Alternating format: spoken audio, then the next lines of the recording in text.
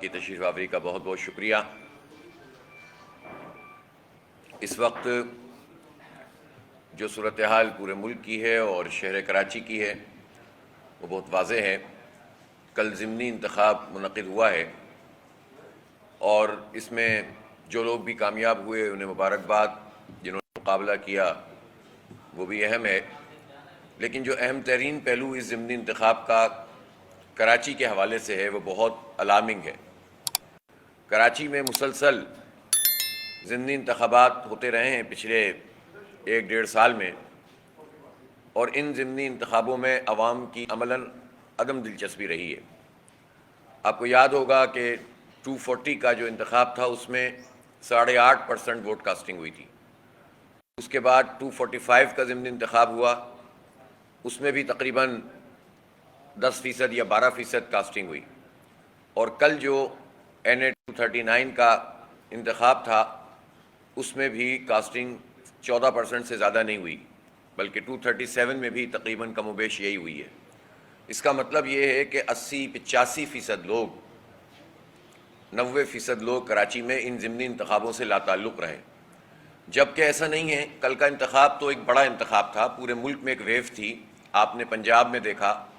KP میں دیکھا، وہاں کہیں 50%، کہیں 40%، کہیں 45% کاسٹنگ ہوئی ہے،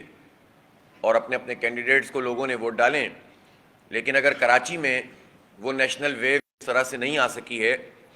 تو تمام جماعتوں کے لیے بھی اور اس پورے جمہوری عمل کے لیے بھی سوالیہ نشان موجود ہے، اور ارباب اختیار کے لیے بھی یہ سوالیہ نشان موجود ہے کہ کراچی کے لوگ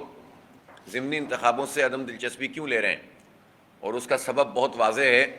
کہ کراچی کے لوگ چاہتے ہیں بلدیاتی الیکشن ہو، کراچی کے لوگ چاہتے ہیں ان کی سڑکیں ٹھیک ہوں، کراچی کے لوگ چاہتے ہیں سیوریج کا پانی پڑا ہوا ہے گلیوں میں اور سڑکوں پہ وہ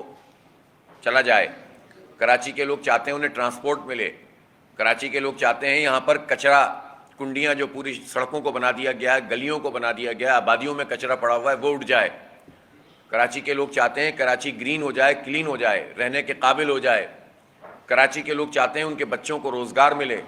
کراچی کے لوگ چاہتے ہیں انہیں تعلیم کے مواقع ملیں۔ ظاہر ہے کہ جب یہ ساری جماعتیں جو ملکی سیاست اس وقت کر رہی ہیں ان کا عوام تو ویسے بھی ٹارگٹ نہیں ہے، اور کراچی تو کسی کا بھی ہدف نہیں ہے، اس کے تو کوئی بھی خیال نہیں کرتا ہے۔ اور چونکہ سب نے دیکھا بھی ہے ان پارٹیوں کے کنڈکٹ کو کہ جن کو بھاری بھاری مینڈیٹ ملتا ہے وہ کراچی کو اگنور کرتے ہیں، وہ کراچی کے تمام تر جو ہے وہ ایشوز کو نظر انداز کرتے ہیں،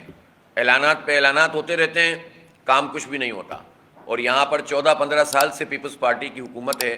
اس کے آدھے عرصے میں MQM بھی اس کے ساتھ رہی ہے، پھر نون لیگ وفاق میں رہی، پھر PTI وفاق میں رہی، کوئی ایک بڑا پروجیکٹ اس پورے عرصے میں کراچی کے لیے مکمل نہیں ہوا۔ آپ بتائیں تو صحیح، نعمت اللہ خان صاحب کے بعد جو انہوں نے پلاننگ کی تھی کچھ ایگزیکیوٹ کیے تھے اور کچھ آئندہ 2-3 سال میں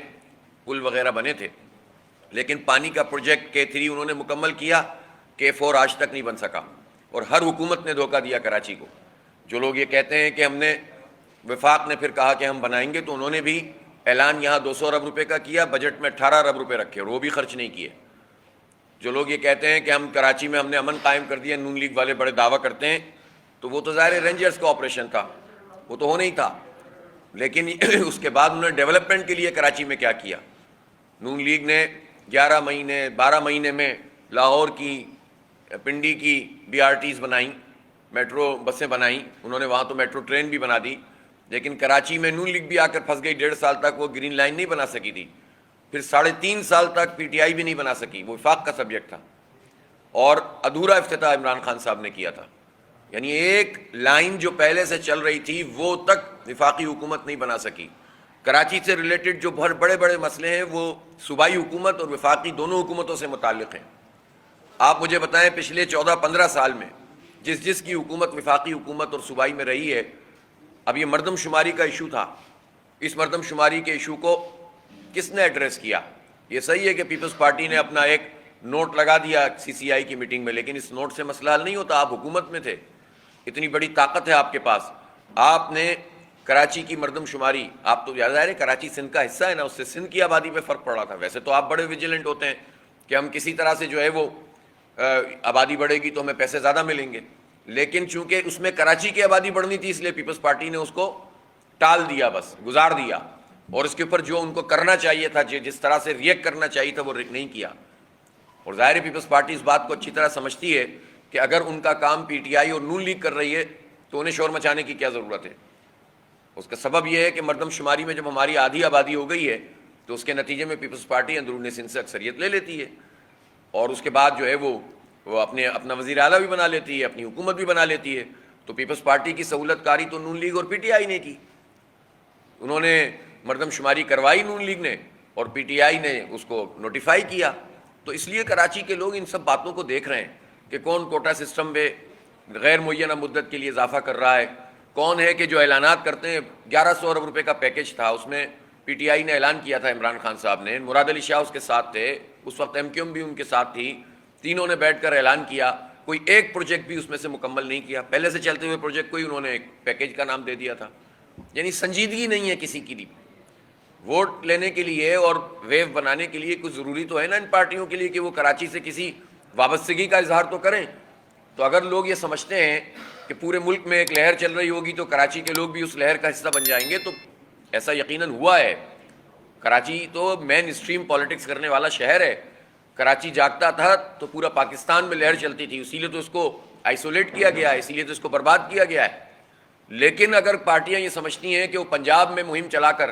اور کے پی میں مہم چلا کر کراچی میں اتنے ہی ووٹ حاصل کر لیں گے، تو اب لوگوں نے کل بتا دیا ضمنی انتخاب میں کہ نہیں، ایسا نہیں ہوگا، اور لوگوں نے اپنی عدم دلچسپی کا اظہار کیا ہے۔ اس سے پتہ چلنا چاہیے کہ کراچی کے لوگ چاہتے ہیں کہ ان کے مسائل حل ہوں، کراچی کے لوگ چاہتے ہیں ان کو دھوکہ نہ دیا جائے، کراچی کے لوگ چاہتے ہیں بلدیاتی انتخاب ہو۔ اس لیے کراچی کے بلدیاتی انتخابات کے حوالے سے ہم ایک مرتبہ پھر یہ کہنا چاہتے ہیں کہ حکومت سندھ یہ کوشش کر رہی ہے کہ اس کنفیوژن کو برقرار رکھے، اور ابھی 2 دن پہلے انہوں نے ایک تیسرا خط بھی لکھ دیا الیکشن کمیشن آف پاکستان کو۔ میں سمجھتا ہوں کہ اب الیکشن کمیشن کو تو آج میٹنگ کر کے ان کو تنبیہ بھی کرنی چاہیے، اور اس کا بھی نوٹس دینا چاہیے کہ اب یہ خطوط کیوں لکھ رہے ہیں۔ جب ان کی چیز مسترد ہو جاتی ہے تو یہ خط پہ خط لکھ کر عوام کو کنفیوز کرنا چاہتے ہیں، اور ان کا ہدف یہی ہے کہ 2 چیزیں کرنا چاہتی ہے سندھ حکومت۔ ایک تو یہ کہ آخر تک لوگ کنفیوز رہیں اور کاسٹنگ کم ہو۔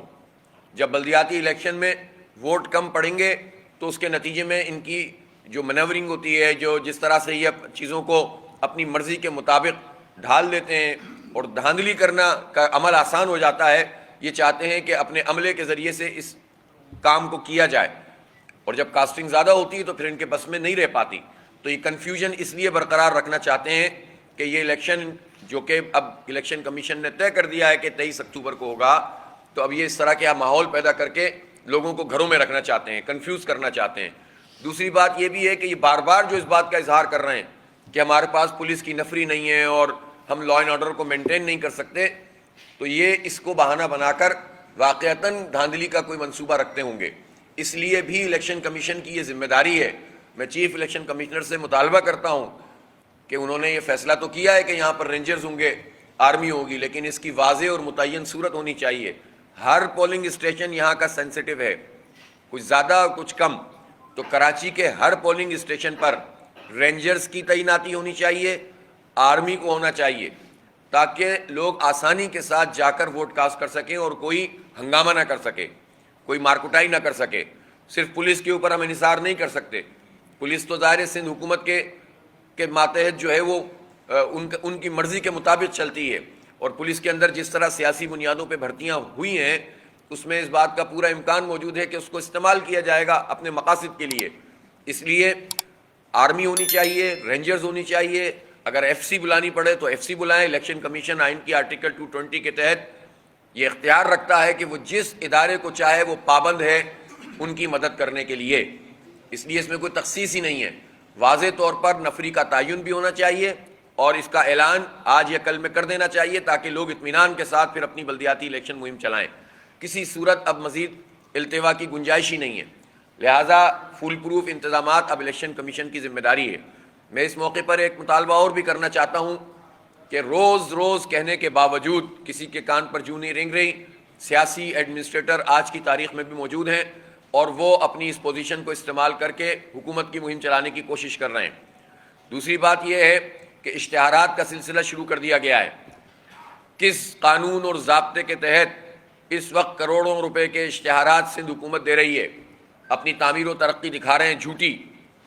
ظاہر ہے کہ جو لوگ، اب مثلا میں نے کل اشتہار میں دیکھا کہ شارع نور جہاں بھی تعمیر ہو گئی ہے۔ شارع نور جہاں وہ علاقہ ہے نارتن آباد اور سے لے کر آگے تک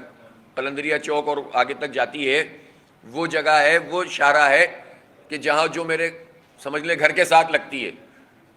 تو آ کر دیکھ لے، پورے 3 کروڑ عوام، دعوت دیتا ہوں، پورے میڈیا کو دعوت دیتا ہوں اور بتا دیں کہ وہاں کون سی تعمیر ہوئی ہے، لیکن اشتہار میں وہ ایک زبردست قسم کی شارع کے طور پر آ رہا ہے۔ اب جب لوگ وہاں پر رہتے نہیں ہیں تو وہ تو یہی سمجھیں گے کہ انہوں نے شاید بنا دی ہوگی جلدی جلدی میں، لیکن یہ جھوٹ بول رہے ہیں، دھوکہ دے رہے ہیں۔ کروڑوں روپے کے اشتہارات جو ہے وہ لگا رہے ہیں اور کوئی نوٹس الیکشن کمیشن نہیں لے رہا۔ یہ بات پتہ ہونی چاہیے کہ جب الیکشن اناؤنس ہو جائے تو سیاسی بنیادوں کے اوپر جو تقرری ہے وہ بھی نہیں ہونی چاہیے تھی، اس کو ختم کر دینا چاہیے تھا، اور ساتھ ساتھ اس طرح کے تبادلے بھی نہیں ہوتے اور اشتہارات بھی نہیں چل سکتے گورنمنٹ کی سطح پر، لیکن یہ سب کام چل رہا ہے۔ اور ظاہر میڈیا کے لوگوں کی اپنی ضرورت ہوتی ہے